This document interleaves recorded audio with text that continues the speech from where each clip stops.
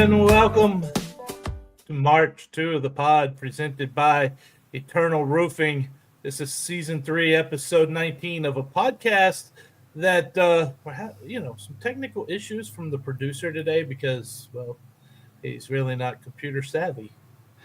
But we're talking about how the Cats survived Delaware, and we're hunting the Blue Raiders. I think we should hunt whatever the hell a Blue Raider is. Yeah. Have you ever heard? Maybe they're the Blue Falcons. You know what that term means? I don't. It's a new one to me.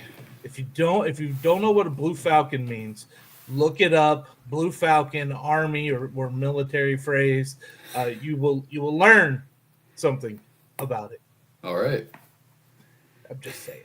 We're presented by Eternal Roofing. Roofing you can trust with your home, but can't tell you the reason why you have to look up Blue Falcon. I'm Cory Hogue, your host, producer, once band member of catfans.com. Find me on social media at Cory Hogue Sports. It's all one word, CoryHogue Sports. The question this week is, will I do the thing that Cats fans don't want me to do? As always, I'm joined by the real ball knower of this podcast. He's the man behind at Sports of SHSU on Twitter and Instagram, the COO of the Cat Fund, proud Bearkat alum, Ben Sorrells. And Benjamin, we got a busy show. Let's jump into our Bearkats Weekly ReKap. And there was a lot more signings across multiple sports, including a couple in basketball that kind of grabbed my attention a little bit. Yeah, on the men's side, we can start there. Rylan Kelly, he's the first one that I'll mention, a guard from Florida, playing at one of the prep schools out there.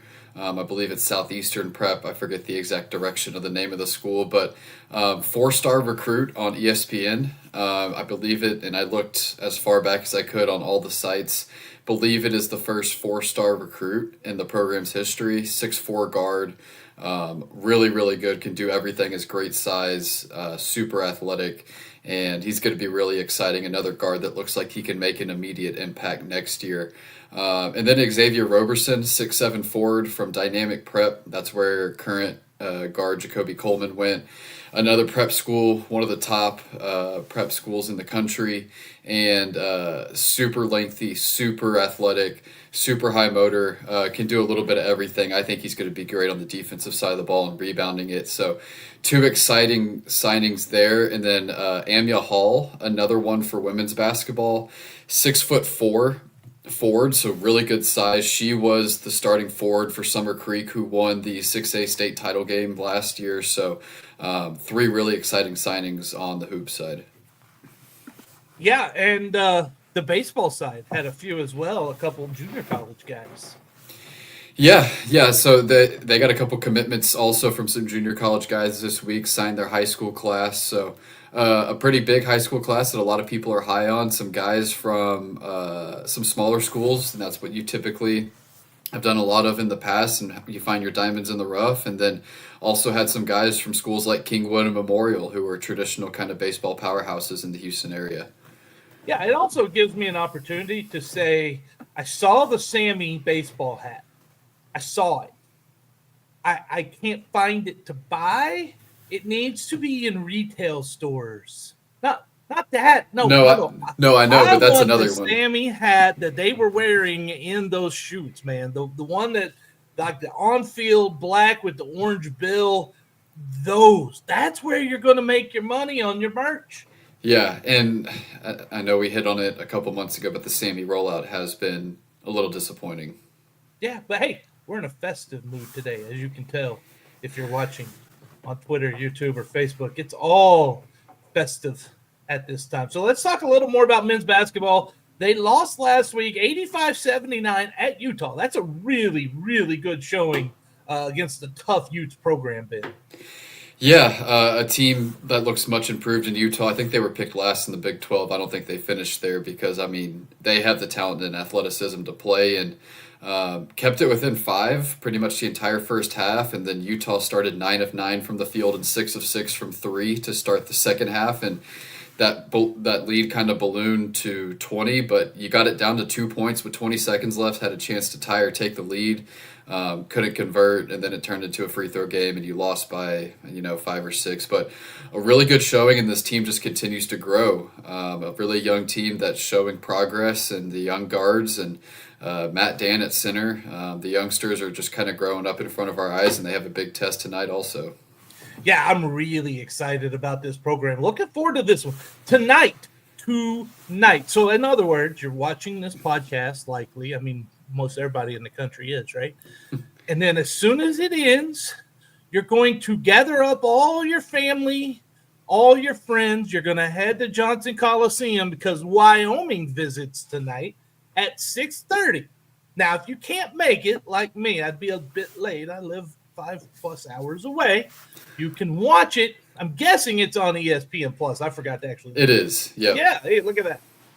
It is. Yeah. ESPN Plus 6:30. That's one that I could see being on linear television, that like a CBS Sports Network. Yeah, because I know the Mountain West and Conference USA have that affiliation with CBS Sports. It's also Greek night, so hoping the fraternities and sororities show up. Sounds like it's going to be a pretty good environment tonight. From That what I'm mean hearing. the Oikos is given out, or Maybe. Never know. hey, you can expect bad jokes from this guy. And then Saturday afternoon, 2:30 p.m., right in the middle of the football game, they're hosting Shriner at Johnson Coliseum, a D3 program, the Mountaineers, and that's one they should probably handle pretty easily. Yeah, biggest hope there is to just handle it, get out healthy, and then get on the road for another road trip for 2 games in Idaho next week. So yeah, the big thing there is just to be healthy coming out of that one. Yeah, they have they head to the Idaho Classic over Thanksgiving weekend. They spent Thanksgiving week 2 years ago in Florida, last year in Myrtle Beach, and now they get to go to Idaho. So just a slight downgrade from the last 2 years. I like how you said get to, not have to. They get to, yeah. That's the positive mindset. On the women's, speaking of positive, on the women's side, we've seen some offense. The defense is what we thought it was. They won 2 games last week. They beat Arkansas Pine Bluff 78-44, and then they beat Prairie View A&M 77-49. That's first off, 2 things that I want to point out, and I'll hand it over to you, Ben, for real analysis. First off, those are the types of margins you expect to see this Bearkats team beat the SWAC schools by. And the other thing is we're finally seeing some promise of some offense a little bit. Yeah, it's definitely been better the last 2 games, and they're starting hot too. I think both of the first quarters were around 30 points apiece. And another big sign against Prairie View the other night is you got Annika Corcoran back. She missed all last year due to injury after transferring in from Detroit Mercy. Missed the first couple games, played a little bit against Pine Bluff, but got a lot of minutes, and she scored 16 points and was really efficient from the field. So that's a big lift there, and field goal percentage was around 50% against Prairie View, which was really good to see, and really handled Pine Bluff on the road. And Pine Bluff really pushed Louisiana Tech for about 30 minutes last night at Louisiana Tech. So definitely moving in the right direction. The defense is doing what it's supposed to do. Fontecone getting Player of the Week awards from Conference USA after her performance against Pine Bluff. I think it was 18 points, 7 assists, and 12 steals. So this team is starting to trend in the right direction. We'll see what they can do going forward. Tomorrow night, big test. This is going to be a pretty good one, I think, at Louisiana Monroe. Yep. And then they host North American, the Stallions. Is the women's team the ladies Stallions? I don't know. Oh, weird. 6:30 Tuesday at Johnson Coliseum. They host North American. But yeah, that ULM game tomorrow night is going to be I think it's going to be a decent little barometer. Right. Yeah. Not a SWAC team, so getting out of the SWAC, but another kind of Sun Belt Conference USA American type of opponent. Very comparable to what you'll see in conference plays. So yeah, we'll see what they do. But a game that if they could win, they just continue to trend in the right direction.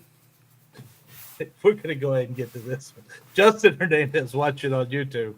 He said, just a friendly reminder, always listen to Mama, especially on Sunday mornings, Justin. My mama said we will end the season with a 4-game winning streak. # lock it down with the LOCK. I like how you put LOCKE for later lock. hinting I at see what something. you did there, Justin. I see what you did. We're going to talk about that. A 4-game win streak. I can't say it's not going to happen. That's the type of positivity you get out of me now. There is a shot. I mean, you can't There's say a there's not real one. chance. Yeah. But that's going to continue with a game this week. But first, before we get into Middle Tennessee State, which we will later, we're going to come back from this message from our friends over at Eternal Roofing, and we're going to review the nice victory the Cats had over Delaware. Eternal Roofing and General Contracting is your choice for integrity work in the Texas Hill Country. Taylor Andrus and crew provide experienced quality roofing services with a mission of roofing with faith, serving with integrity, and sheltering homes in the spirit of stewardship. Don't just take our word for it. Here's what satisfied customer Pamela Allen had to say about Eternal Roofing. They did a great job on our patio roof, came out quick for a quote. The quote was very reasonable, and they started and finished work well and quickly. Not a bad thing to say about Eternal Roofing. Give Eternal Roofing a call today at area code 830-251-5673 or area code 936-215-8539, or you can email them taylor@eternalroofingtx.com. Big thank you to our friends over at Eternal Roofing. And last Saturday evening, the Blue Hens, the Fighting Blue Hens, came into Shell Energy. And, the teams traded punts on the first 6 possessions of the game, which we're going to get into some of this later on. But Delaware then broke through the scoring drought with an 8-play, 88-yard touchdown, took an early lead. Another Sam Houston punt on the ensuing drive, and the Blue Hens drove 60 yards in 12 plays, kicked a 37-yard field goal for an early 10-0 lead. Again, we've seen this script in every game this year, except the script changed a little bit. Because after another Sam Houston punt, Cats defense got a little spark when Antavius Fish forced this fumble that was recovered by A.J. Sargent. Sean Wilson's capitalized tonight. 4 catches, 63 yards. Been targeted 5 times and has 4 catches. Direct Fumble! snap.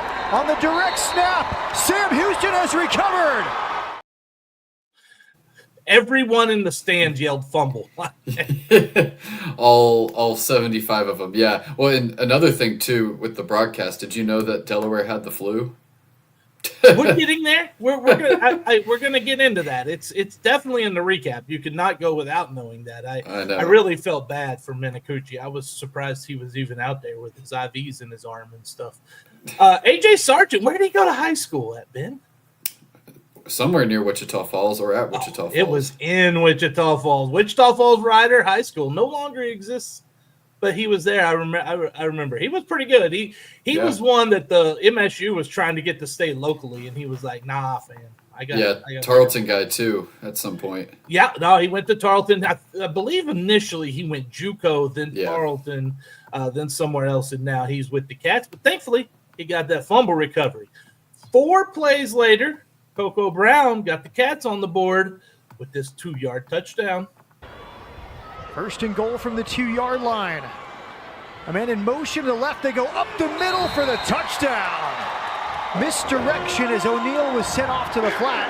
And Sam Houston gets into the end zone late in the second quarter. I love the design. You give the linebackers and defensive backs something else to look at with their eyes. And another thing, Ben, that you're going to hear me say a lot through this broadcast, really good blocking by the O-line. And a good play call because you're just leaning on him in the run game from the 2-yard line. And I'm pretty sure it was this drive too. We didn't show it, but the first play after that fumble, they tried to take a shot deep. I think I mentioned that last week, that it seems like the only time they really try to push the ball deep is after a turnover. Happened at Oregon State. That's when Batoyer hit Chris Reed for the touchdown. Saw it there. So I don't know, just something to watch after turnovers. It kind of feels like that's the only time they try to push it down the field. I'm a fan of that. Also not surprised, because when you're on sidelines a lot of times, if there is, you will hear you hear a lot of teams yell big change, right? Big change, that momentum change. And you'll hear it. It's not every team, right? But you'll hear it from both sides of the ball, which is letting the offense know, hey, here's our time to strike, and it lets the defense know, hey, watch out, they might try to strike. Right. I like it. I'm for it. Yeah, I don't mind it. I wish we'd do a little more of it. Well, yeah, especially, if you get into a second and short, there haven't been a lot of those this year. Yeah. We get a lot of long goes. Anyhow, the Sam Houston defense forced another 3-and-out, and the offense drove 47 yards in 10 plays, set up this 33-yard field goal by Christian Pavon to tie the game at 10 heading into the locker room for halftime. From 33 yards. It's up and it's good. Christian Pavon. And it is good. And the Cats go into halftime tied at 10. And you know what? At that point, you had to go, they're in this game. Yeah. Obviously.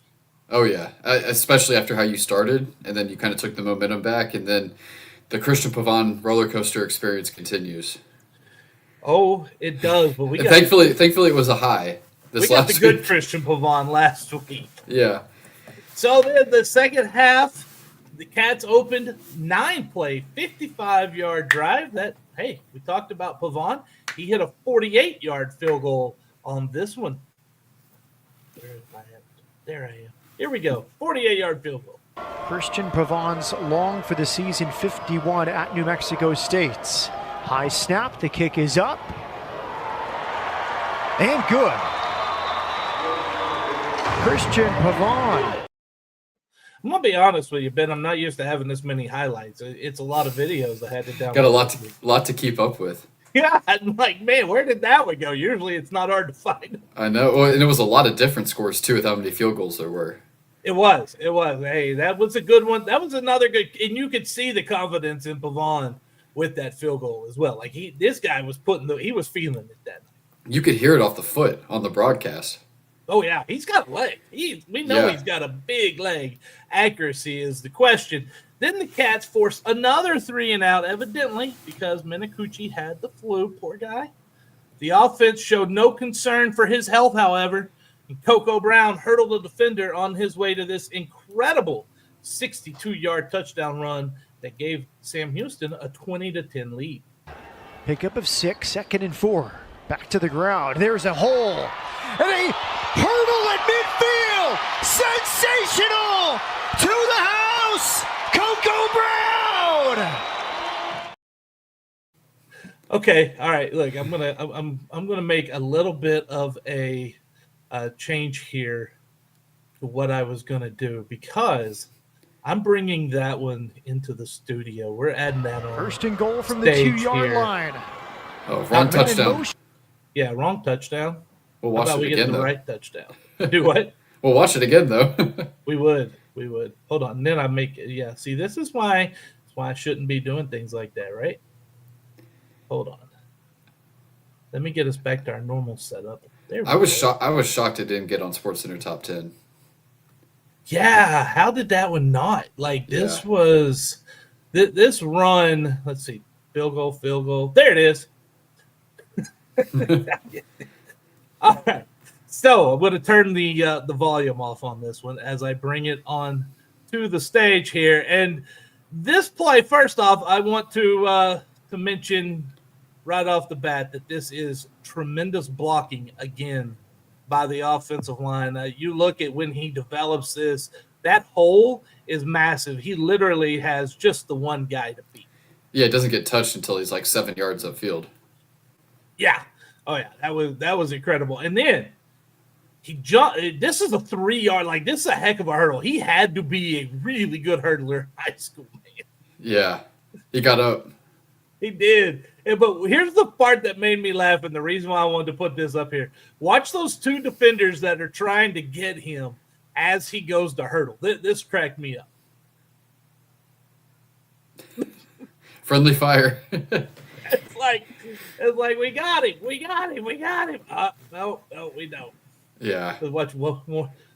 Oh, he took out his own guy right at the hips, and from then on, it was touchdown city for Coco Brown, and you had an outstanding job there. And we're going to hear about that in a minute. We got some post-game audio. We had players in the post-game this week. That was a nice touch. Yeah. And so we have some audio from him on that run. We will get to it in a minute. But then Sam Houston's defense, they weren't done. They forced a lot of turnovers. And this one was Cecil Powell picking off this pass from, listen, obviously Minakuchi was A-League. 500 yards per game, just 206 so far tonight. But time for Delaware, down by 10. Minakuchi has a clean pocket. Fakes and throws, intercepted! He felt so bad, he pump faked when he should have thrown. Oh. Yeah, that was brutal. Yeah, hey, great job by Powell, though. He's made some good plays this year. Another guy in the secondary, him and CJ Brown in the secondary that just kind of have a knack for the ball. And what did that lead to, Ben? Another field goal, Christian Pavon. You can't be Conference USA Player of the Week unless you're kicking like 5 field goals. Here's a 23-yarder from Pavon. Can Pavon make it 3 for 3? He made a 48-yarder earlier in the quarter. This one is a chip shot from 22. It's up and good. Pavon 3 for 3. Chip shot. Like, has that dude ever stood out there at the 12 and tried to kick a field goal? It's a good point. They were at, I think, the 6-yard line. It was good to see them. And obviously it's a little bit of a different game because you're ahead, but, not play call with as much desperation. I feel like maybe earlier in the year you go for that in that kind of situation maybe. So, I don't know. It was good. And not just that one, but the 48-yarder earlier, the other 48-yarder was good to see him put some trust in the kicking game and not play with a ton of desperation. I am a big fan on when you have the momentum, you keep the momentum, right? And if you got to settle for a field goal, even though no one wants a 23-yard field goal, we understand that's not normally how you win games. If that's what you need to do at that point because you have a lead and you're adding on, you take it. Yep. Because if you don't get it, then you've given all momentum over to the other team, and that's never a good thing that you want to do from a coaching decision. Right. Yeah. So good to see a little less desperation. By the way, I've seen a lot of coaches in the NFL make bad decisions the last couple of weeks, man. Yeah. With things like this, like 2-point conversions or something, just totally changes the momentum of the game. Yeah, I think it was the London game early on Sunday. The Dolphins went for it on like 4th and goal from the 3 with a minute and a half left instead of kicking a field goal to go up by 3. How about Dayball? Yeah, Dayball had 3rd down and 1 a couple weeks before, and instead of trying to smash the ball into the end zone, he throws a pass incomplete and kicks a field goal. Then he gets fired. You know why he got fired? Because it was the dumb decision. He had all the momentum right there. They came back. They ended up losing that one. There was one Sunday night, too. There was one, the Eagles. Oh, yeah, I was Sirianni. like, what are you doing? Why are you going for that? You're giving them a chance. Yeah, you sent me a text saying, what is Sirianni doing? I'm like, what is going on with baseball? Because I turned it I turned it off there in the 4th quarter because it was like 10-0 and nobody was scoring. Yeah, see, I'm a sicko. I just keep it on and watch the whole game, regardless. Even if it's like 70-0, I will stay there. I have an illness. Okay, the offense. They got that field goal, right?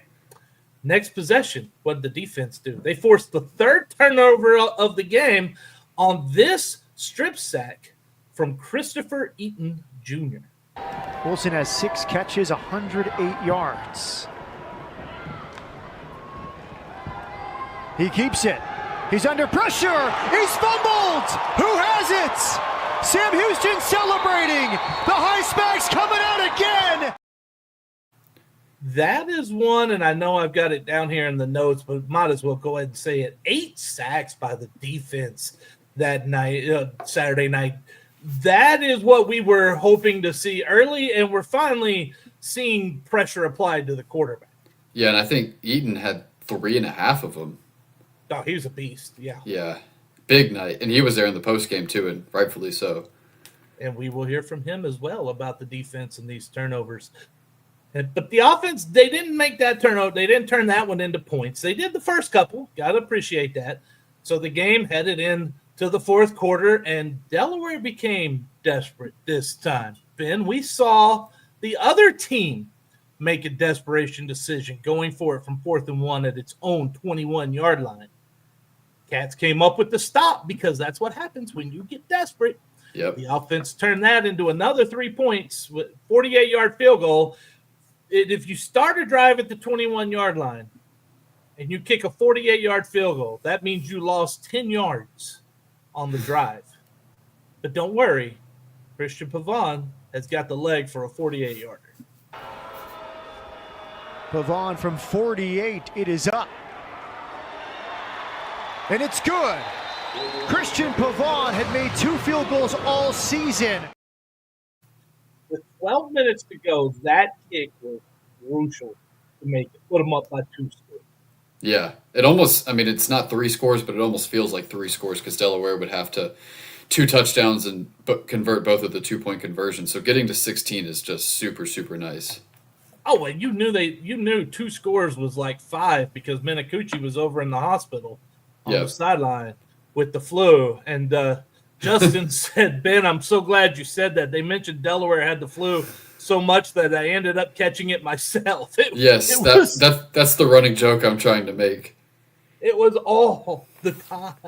Yeah, like it was a lot. Yeah, and it was a lot. Didn't have to be that much. No. The Blue Hens did make it interesting, though, with 2 touchdowns late, but a 36-yard field goal attempt with 21 seconds sailed wide, and the Cats hung on for the 26-23 victory. Some highlights: Christian Pavon, Conference USA Player of the Week. Coco Brown, 109 yards, 2 touchdowns on 10 carries. That's a really good average. And the defense with a season-high 8 sacks on Minicucci, who probably should have been in the hospital, but he showed tremendous courage in competing in a near-death condition. The parallel to the young man. Yeah, I know, right? The parallel to the Oregon State game there at the very end was just wild. The drop passes, both on the right corner of the end zone, on the left side of the field. You know, it was weird how eerily similar it was. Here's what head coach Phil Longo had to say after the game. You know, I'm happy for the guys like I was last week. This is number 2, so you always like when that stuff becomes a habit. It's also the second ugly win, but we'll take it.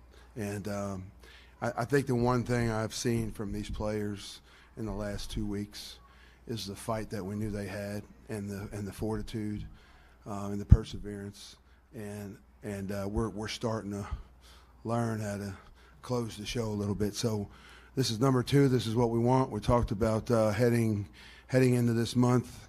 They remember what you do in November, and right now we're handling that the right way. Was that really an ugly win, would you say? I think how they finished it was ugly. I think the first probably 3.5 quarters was, or maybe not the first half of the first quarter, but the good chunk of the middle of the game, I think you were the better team by far. I would say it was way more aesthetically pleasing than Oregon State. Yes, the chart of how bad did you get beat. Delaware was still, I'm sure you've seen that chart, but Delaware still was technically the better team, but it was not by nearly as big of a margin as it was last week. No, that game against Oregon State, they had no business. Yeah. To be honest. All right, well, how about that hurdle from Coco Brown? Our man, Bobs, he asked that question because Bobs comes in with some good questions in the postgame. Here's what Coco Brown said about that hurdle. That wasn't my first hurdle. It was actually last week against Oregon State. That was my first hurdle. But I seen the crease. Running game, the hurdle. Can we what was going through your mind with that? Take us through that play. Yes, okay. So that wasn't my first hurdle. It was actually last week against Oregon State. That was my first hurdle. But I seen the crease and I put all my faith in God. I jumped. It was green grass after that. I had to make it to where I needed to go, It was amazing. Yeah, the producer obviously forgot that he had gone back and restarted it. So that was fun. That made me go, huh? Got to hear it twice. Yeah, it was a good answer. I'm sure he hurdled and was like, "Where did the defenders go?" He said, just saw green grass. Just saw green grass. I know. And he's fast, man. He's got some speed. He's a big boy too. Yeah, he is. You can see in the video there, that man is stacked. Yeah. Speaking of a man that's stacked, Christopher Eaton Jr., he talked about the defense forcing so many turnovers. All week long, we predicate ourselves on heist, and what that is we want to focus on punching the ball out, giving extra possessions to the defense. To the offense, to maximize our ability to win.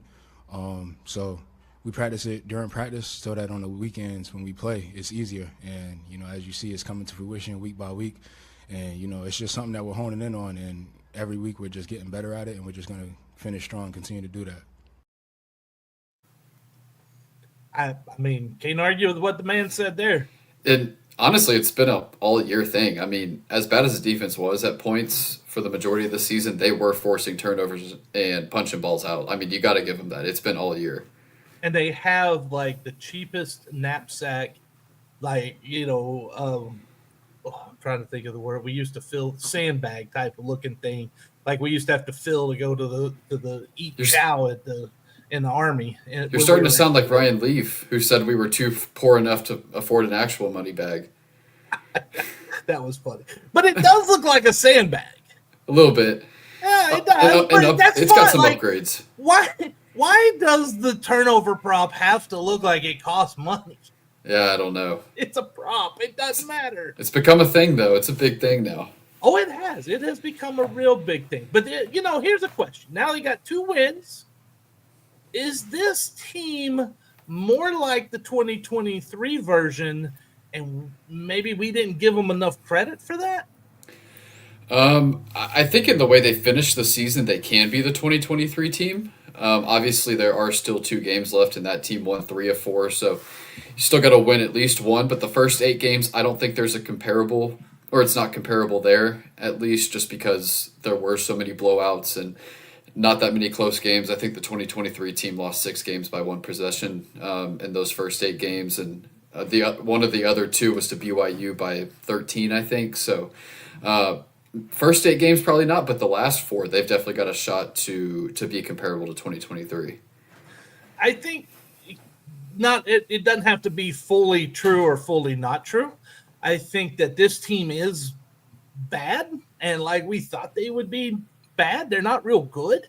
I think something else that's helping them is the last couple of weeks, and this week included, they're playing teams that are more on their level this year. And so that's giving them an opportunity to get some of these victories. Whereas before, the only game maybe they had a chance was Jack State. They should have won that one. Coaching cost them. But at the same time, Jack State's probably a much better team overall than the Cats were as well. 100%. Yeah, Jack State, you should have won. UTEP had a chance going into the fourth quarter. New Mexico State, you had a chance going to the fourth quarter. So, I mean, you had a couple, but there weren't that many.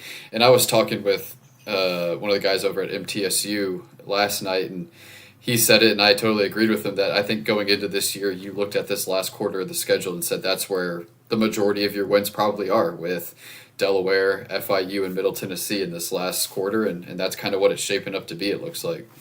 It is, and also we can't be wrong if they've paid out the under 4.5 already.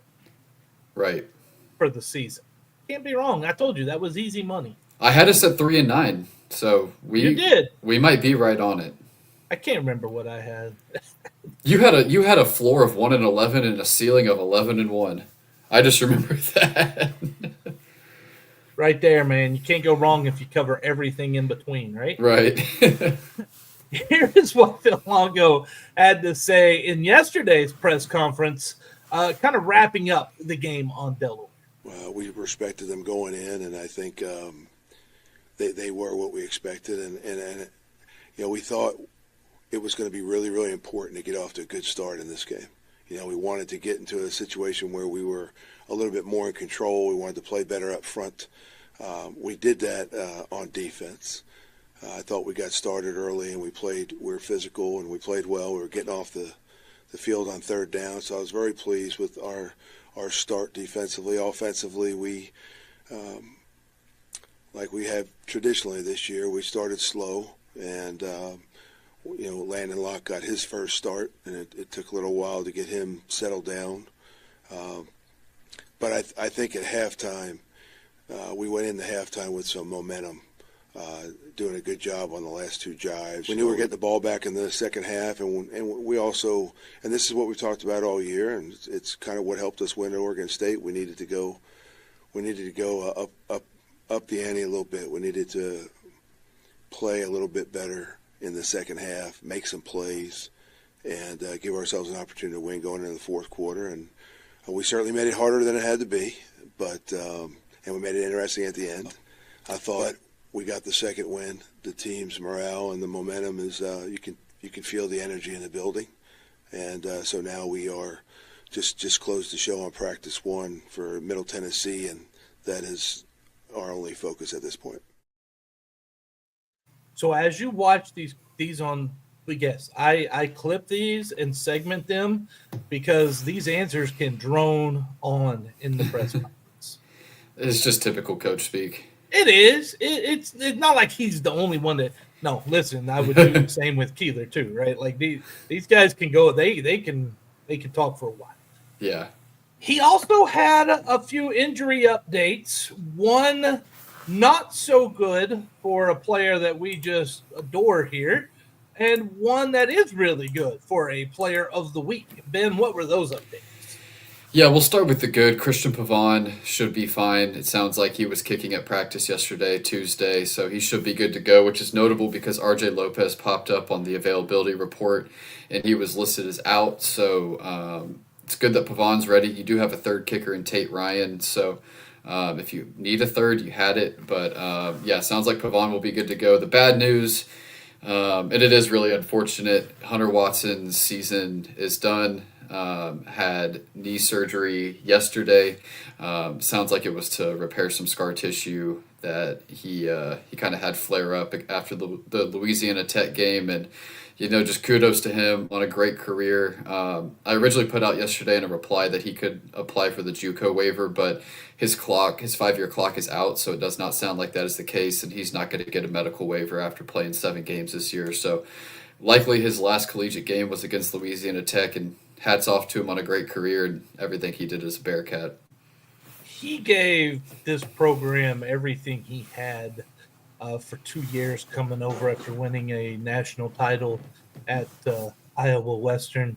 And so, yes, we're very, very thankful and grateful to Hunter Watson for everything he gave to the program. And you may not have liked some of the choices he would make at times, but you can't say he didn't put out his best effort every time, that he wasn't just a dog out there physically. Like, that guy was tough, he was strong, and he was going to fight for every yard.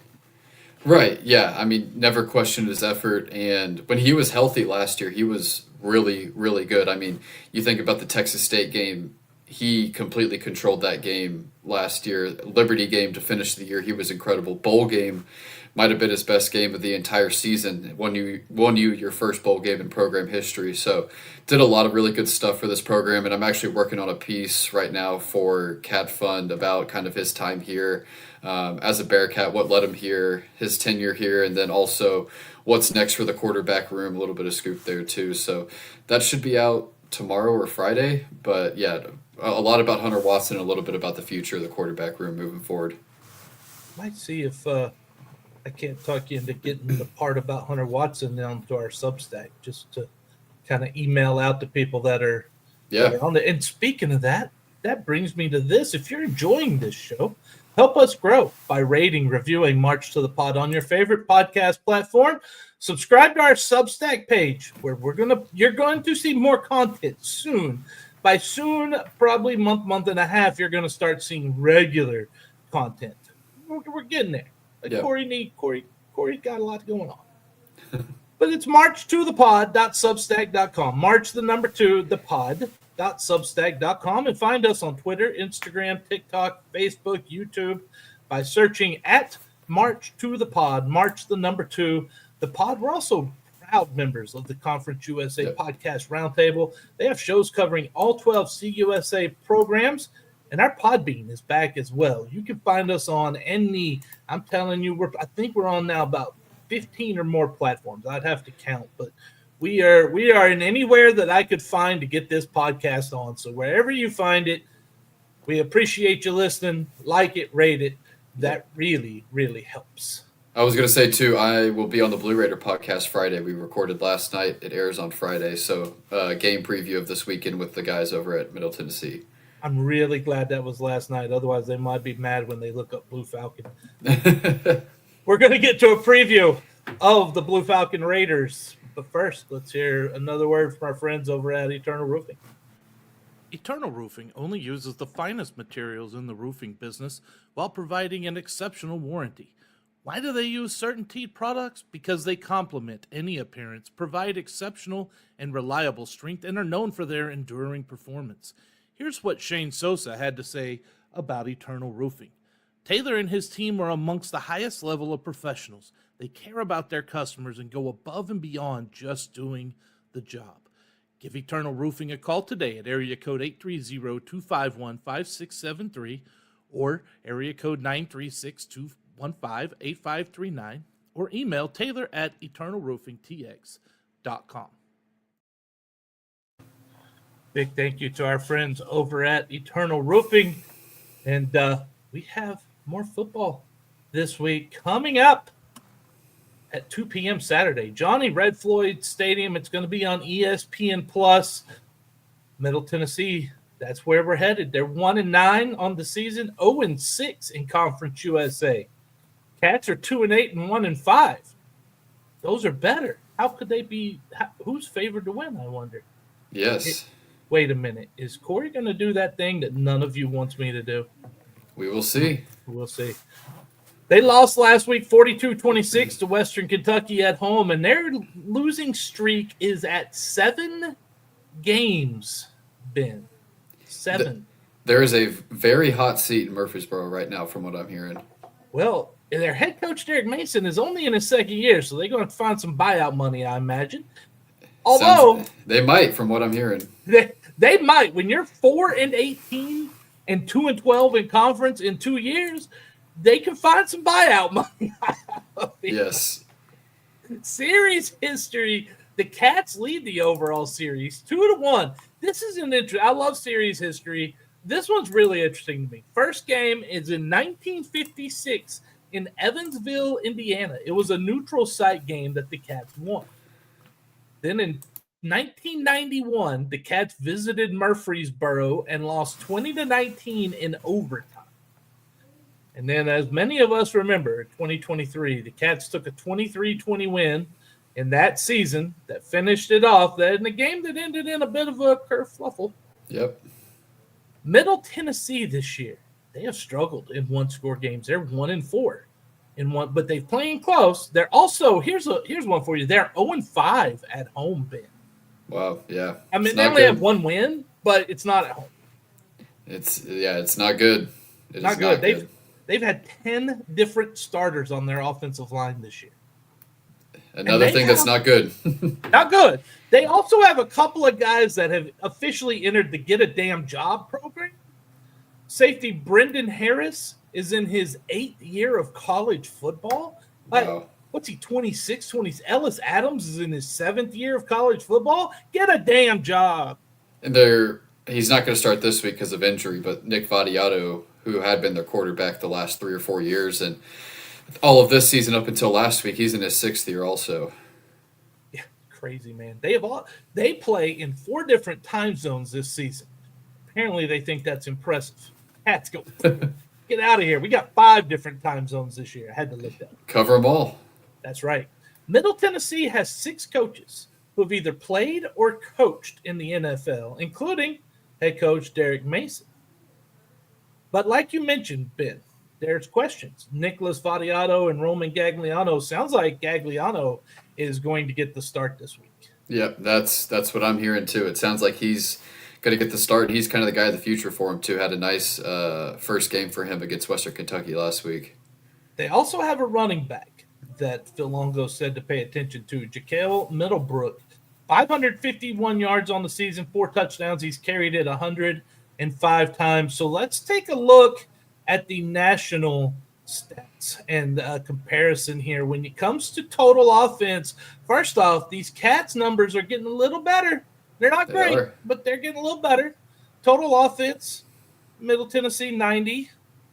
We got Sammy over here with 120. Total defense, Blue Raiders 99, Cats 133. Scoring offense, this tells you it's going to be a heck of a good game. Middle Tennessee 113, Sam Houston tied for 124th, which is a big improvement for them. Scoring defense, Blue Raiders 124th in the country. Cats are 130th. Penalties per game. These are the two areas. These last two are where the Cats have had an edge a lot this year.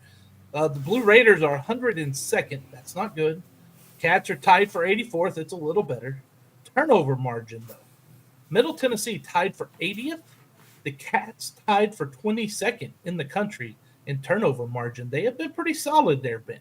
Yeah, like I mentioned, they've got a knack for forcing turnovers. Yeah, and it's interesting to see this graphic because our numbers have gotten a little better, and Middle Tennessee's are very bad. They look pretty comparable this week. They do. Let's look at them when it comes to conference. And total offense, the Cats moved from 12th to 11th. There you go. Middle Tennessee's 8th. Total defense, Cats are last. Middle Tennessee is pretty close. They're 10th. Scoring offense, Cats last. Middle Tennessee again. We're close. They're 10th. Scoring defense. These are the worst two teams in Conference USA in scoring defense here. Penalties per game, Cats are 7th. Middle Tennessee 9th. And again, turnover margin. Cats are 2nd in the conference. Blue Falcon Raiders are 7th in the conference. What do you see from some of these numbers, Ben? Bad offense and bad defense on both sides. Which side's going to give this week? Man, you just totally got me pumped up to watch the football game. Yeah, we'll see. Wait till you hear what ChatGPT said about this game. Pretty funny. Some real sickos football. It is some real sickos football. Here is what Longo had to say about the offensive line for the Cats. Colt and Luke have been our starting tackles.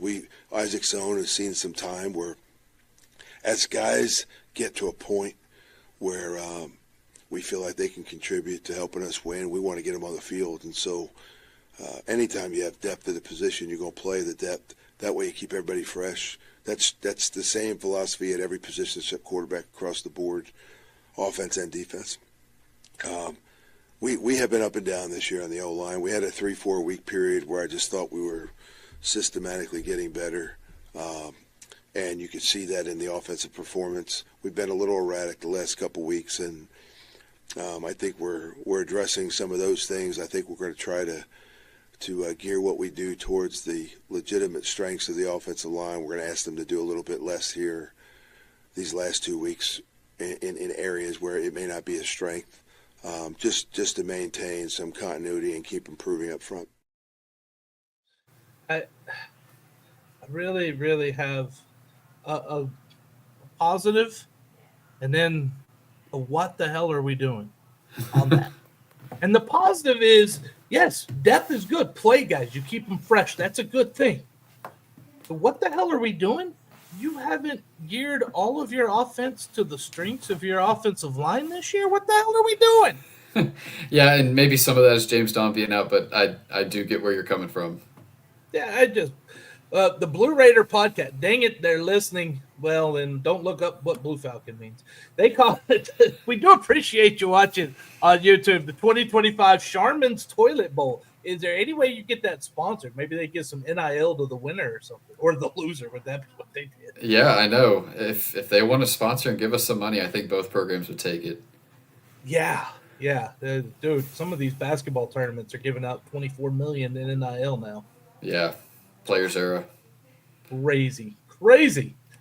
All right, so we have heard this over and over and over this year. The offense needs to get off to a fast start. It has yet to do that. So our own Ben Sorrells has the really good question. What needs to happen to get off to a fast start? Here's what Longo had to say.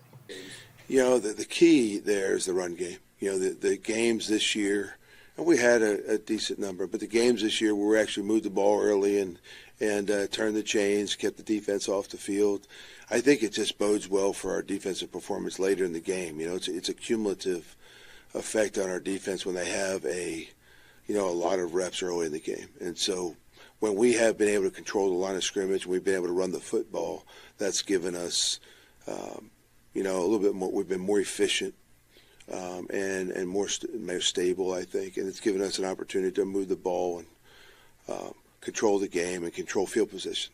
Two of the things that are just key every week. So the run game is going to be the key point there. Yeah, I'm interested and I'm interested to see what the play calling looks like this week, because I think Landon Locke was 0 for 8 on the first 3 drives, and they were just trying to air it out with him to start the game last week. I do wonder if they try to use a lot of Coco Brown to start and take a lot of the pressure off of Locke, because Locke was just clearly a little frazzled there at the beginning, and they've got to do something to get going early on, because I know you've come back from 17-0 and 10-0 the last 2 weeks, but that's just not a sustainable way to win. Who in their right mind sits in a room to prepare a game plan with a true freshman at quarterback and says, let's go air it out from the start? I know for sure the first drive was 3 incompletions. I do remember that, which was very interesting, to say the least. Insane. It's insane. Even the professional, like Tom Brady, would love a couple of easy passes to get into a rhythm early. What in the world? Geez, man. Or maybe it was just they have that much confidence in Locke. Maybe. But I want to say that Locke, he's young. He's got some improvement to make. But early on, and a lot of times I've seen this early when he comes in, a lot of inaccuracy to him. Yeah, and I think Longo talked about that in the postgame too, and I don't think we clipped it, but he said he was way too amped up there at the end. And I think he was making the right reads. The ball was just nowhere near where it needed to be. The only fortunate thing about it is usually it's low when it's not where it needs to be. And he's got that low arm slot too. Yeah, that also helps. Well, he did have some other things that I did clip about the QBs. Let's see what Longo had to say about it. Well, right now, with where we are at quarterback, it is a week-to-week deal. As I said last week, almost all of the changes except one has been an injury-driven decision. But right now, what we're going to do is we'll just assess Landon and Mabry moving forward and decide what we think is best for us with regards to winning each week's game. And so both of them are repping like they do all season. And they'll roll through the 1s and the 2s, and we'll make a decision at the end of the week. Before we get to that one, I want Nicholas Thiel, if I mispronounced your name, I apologize. Watching on YouTube said with 2 drops. Yeah, the Chris Reed one was really bad at the beginning. Yes, there are some really bad drops sometimes from these receivers, and then there's times where I think they get credited for a drop that maybe they shouldn't. But the receiving core definitely plays a role in that as well. Yeah, and the Chris Reed one comes to mind. That was I think that was one of the first 7 or 8 when Locke just couldn't find a completion. Yeah, so it sounds like Locke is starting this week. I mean, yeah, that's what I'm hearing. That's what it sounds like. Locke won the battle with Matoyer last week, and it sounds like it's trending towards Locke kind of be the guy of the future. Try to get him as many reps for next year. So I would be stunned if Locke is not the guy. Also know someone that was at practice today. Sounds like he's the guy. So I would expect Landon Locke out there. You might see both at some point, but I fully expect Locke to get the start. I am so glad to finally have hope that he's moving on from Matoyer. Matoyer's just not the guy for this offense, especially not this year. And he had a decent amount of opportunity this year. He had the start against Hawaii. He started against Oregon State. He came in for a little while against UNLV. And you could just tell, I mean, there were some flashes of it, but it just was not nearly consistent enough, and his pocket presence just wasn't the best. There's an energy with Locke there that kind of it's he has it and Hunter brings it, and the offense just doesn't have it for Matoyer. And I don't know what the missing piece is, if there is one at all, but it's obvious that something's missing. Yeah, and maybe it's a locker room thing too. Maybe Locke just brings a little more juice, and guys want to rally behind him a little more. I'm not speaking based on anything I've heard when it comes to that. But yeah, Locke just might bring a little more energy and juice to that offense. Highly, highly possible. So now let's fully turn our attention over to the Blue Raiders. You're watching. I'm just going to call the Blue Falcon Raiders. No, the Blue Raiders, Corey, Dad Nabbit. Here's what Locke had to say about Middle Tennessee State's offense. You know, good running back. It's always interesting when you see a new quarterback. You know, you guys have asked me about the two quarterback or the change in quarterback situation a number of times because we've seen it a number of times this year. So it won't be any different than any other week in terms of just make sure that we are aware of who's on the field and aware of what their strengths are so that, you know, that's our focus while that guy is there. They're a little different with the two quarterbacks. They're not identical, and so that, you know, they might lean on the legs of one and the arm of another. Outside of that, I don't know if the approach is going to be any different. They have the opportunity to be explosive. They've got some players on the outside. They're big at receiver. You know, they've got some length and some athletic ability, and we certainly respect the RB. So, you know, we really have to continue to just focus in on what we do. And you know, the last 2 weeks we have gotten better situational football defense, and that trend needs to continue. You know, for our defense to continue to see some success. So that'll be a huge emphasis going into Saturday's game. And then, all right, Ben, you got anything to add to the Middle Tennessee offense? Yeah, not a ton. I know they respect Middlebrook, the running back, a lot. It sounds like Gagliano is probably going to be the guy at quarterback. He's the one that uses his legs a little bit more. So I'm sure we'll see that a little bit. But yeah, an offense that isn't great. Similar to Sam Houston, has had a lot of struggles this year. Yeah, and we'll see what they can do, but I fully expect Gagliano to kind of be the guy. The Blue Raider podcast presented by Gold's Gym Tennessee, which I love that, by the way. Let's compromise with Blue Ponies. Meet in the middle. Hey, the way our football teams are, I mean, we'll compromise on anything right now. Yeah.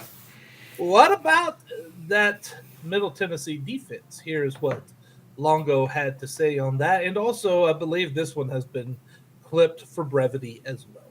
Offensively, you know, we're seeing another multiple team. I don't think they're quite as multiple as Delaware, but, you know, they will line up in a mint or a bear front. They'll line up in 4 down. They are easily one of the more talented D-lines we've seen this year. The 2 D tackles inside are there's some dudes, there's some players. And, you know, we fortunately for us, we don't have to guess where the D tackles are going to be. It's not like they have a safety or a backer or somebody that they can move around, and we've got to be aware. Even with a D end, I mean, you can move them around and do some things. But these 2 are going to line up inside. They're physical. They can knock you back.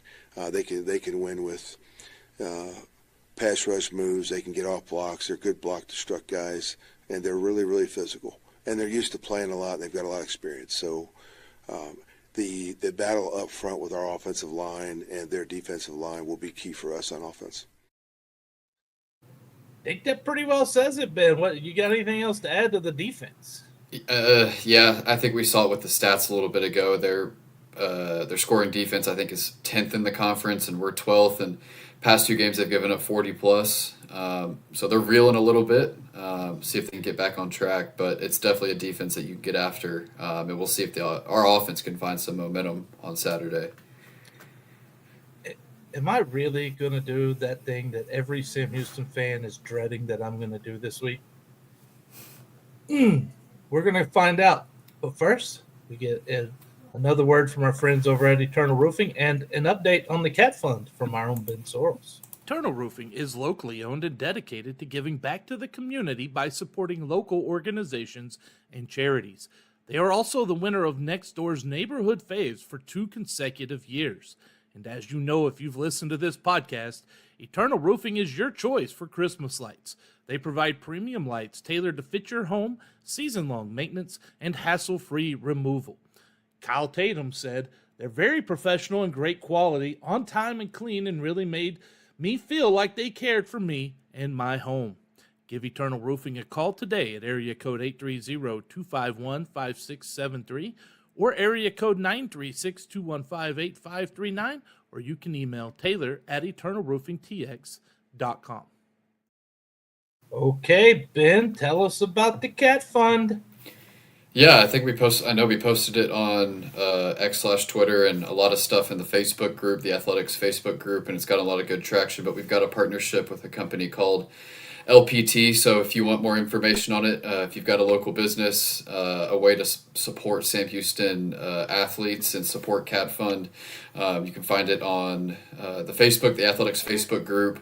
On our X/Twitter page, we'll have some more info rolling out in the forums and other social media stuff. But a great way for local businesses to get involved, and an app coming from them in February that you as a fan can get involved with to be able to support our athletes too. So that's kind of the big update this week, and some more information on that to come as the week rolls on.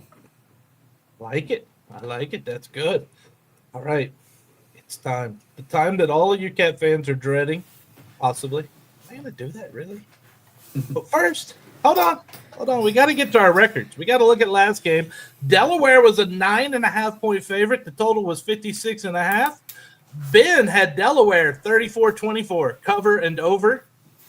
He was wrong on both. I had Delaware 34-17. I had the Blue Hens covering and under. I was half wrong. I'll take half wrong, 50%. That usually got me passing in school. Sam Houston obviously won 26-23, so they covered and it was under. As it's thundering out, we got rain coming. Ooh. Season records.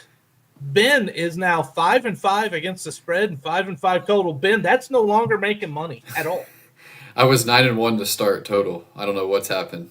Well, you haven't been doing as well, but you know who was like 1-9 and making a comeback? Yeah, it's getting close. You. The Cats and this guy. They're 4-6. I'm 4-6 against the spread. 5-5 on the total now. You used to think if you were opposite of me, it was a good thing. I know. Well, we need to be opposites on both.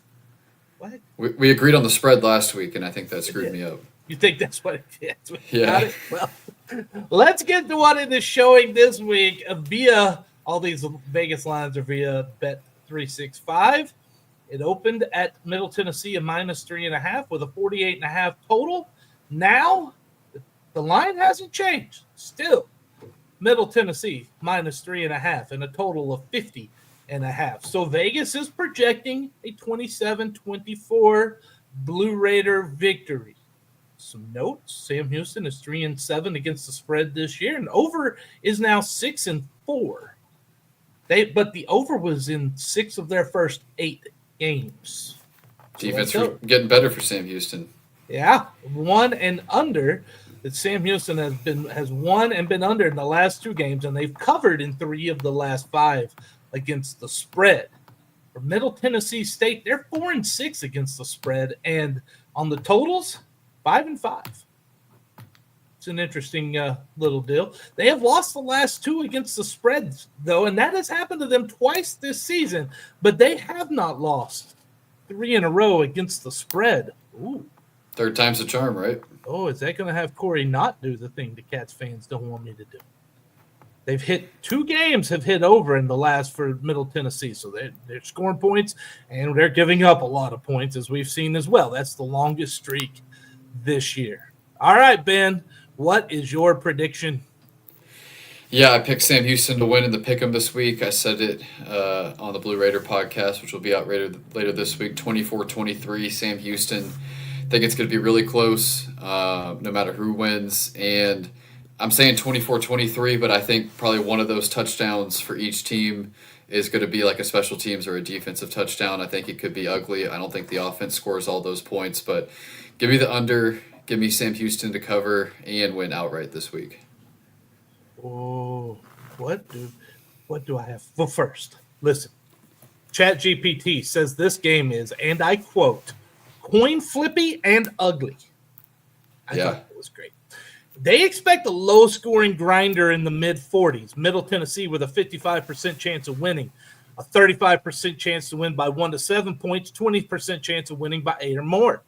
Sam Houston, 28% chance to win by 1 to 7 points, 10% chance of winning by 8 or more points. ChatGPT said there's a 7% chance of an overtime or a, quote, super weird ending. As for a score range, 40% chance the game ends in the mid-40s. Think Middle Tennessee 2017, 27-23. There's a 20% chance of a slog fest and or mistake-filled contest. 20% chance Middle Tennessee breaks it open with some explosives and kind of runs away. Think 27-17 or 34-24 range. 15% chance that Sam Houston controls the game and wins 24-17, 31-24-ish. 5% chance of, and I quote, full-on chaos or overtime where the final score is in a 34-24 range with either team on top. ChatGPT themselves said Middle Tennessee wins 24-20. I think that's a solid prediction. But ChatGPT is half wrong. Vegas, Ben, is completely wrong. Blue Raiders are bad. And it isn't getting better. The Cats have positive energy and momentum. And here is what every Sam Houston fan did not want to hear from me today.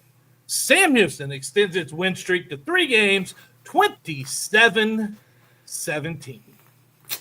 So book a Blue Raider win, right?